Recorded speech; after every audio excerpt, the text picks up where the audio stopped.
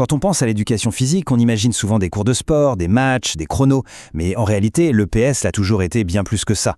C'est un miroir incroyable des valeurs et des ambitions de la société française. Et au cours des 140 dernières années, l'histoire de la mixité dans les gymnases nous raconte une histoire passionnante sur la France et sur sa manière de définir le vivre ensemble.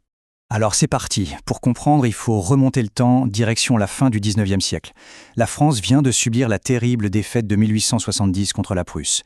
Et là, l'objectif de l'éducation physique devient d'un coup très très clair. C'est même une obsession nationale.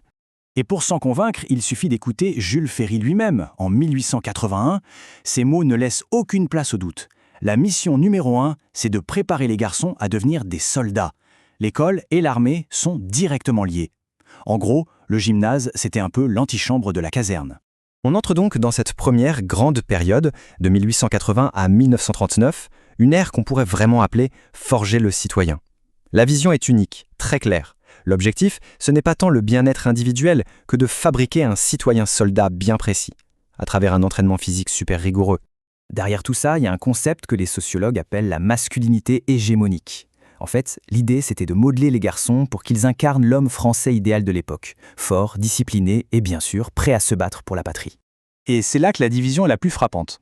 Pour les garçons, on l'a vu, c'est l'armée. Mais pour les filles, c'est une toute autre histoire. Une approche complètement différente, qui est basée sur leur rôle de future mère et épouse. À cette époque, on ne parle même pas de mixité. C'est juste deux mondes parallèles. Cette citation de l'historienne Michèle Zancarini-Fournel résume parfaitement la mentalité de l'époque. La santé d'une femme, son corps, c'est considéré comme un capital pour la nation. C'est essentiel pour qu'elle puisse donner naissance aux futurs citoyens et bien sûr aux futurs soldats. Bon, avançons un peu dans le temps. On arrive maintenant à la période qui va de 1940 aux années 70. Et là, on va voir que la guerre et les grands changements sociaux vont commencer à faire craquer ce modèle si rigide. Les graines d'une nouvelle vision de l'école sont plantées. Ce qui est assez paradoxal, c'est qu'après la défaite de 1940, le gouvernement de Vichy va mettre le paquet sur l'éducation physique. Pour lui, c'est un outil de redressement moral et national. Il faut reconstruire le corps et l'esprit d'une frange jugée trop faible. Le chemin vers une vraie mixité, ça ne s'est pas fait en un jour. Non, c'est vraiment un long parcours législatif. Chaque loi est une petite étape, une avancée.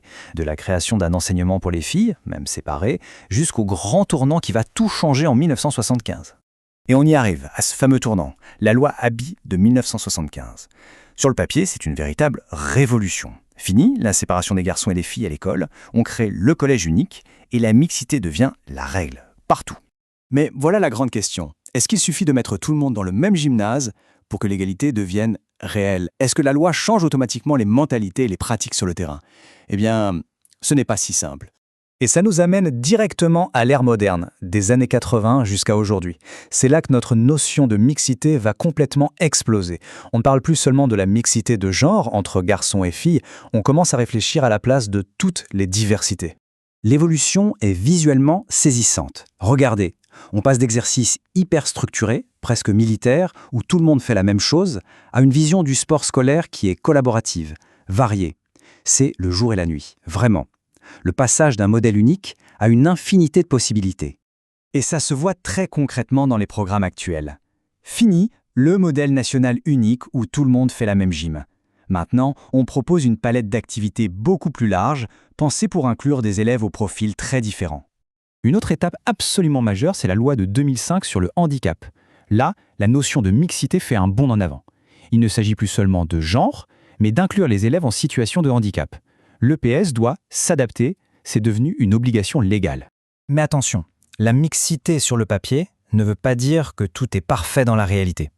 Quand on interroge les élèves eux-mêmes, leurs perceptions sont assez révélatrices. Ce graphique montre que le sentiment qu'un sexe est favorisé par les profs est encore bien présent dans les gymnases. Et c'est là qu'est toute la clé d'histoire. C'est la différence entre la mixité de jure, celle qui est inscrite dans la loi, et la mixité de facto, celle qu'on vit au quotidien. Avoir des lois, c'est essentiel, mais ça ne suffit pas. La vraie mixité, c'est un défi de tous les jours.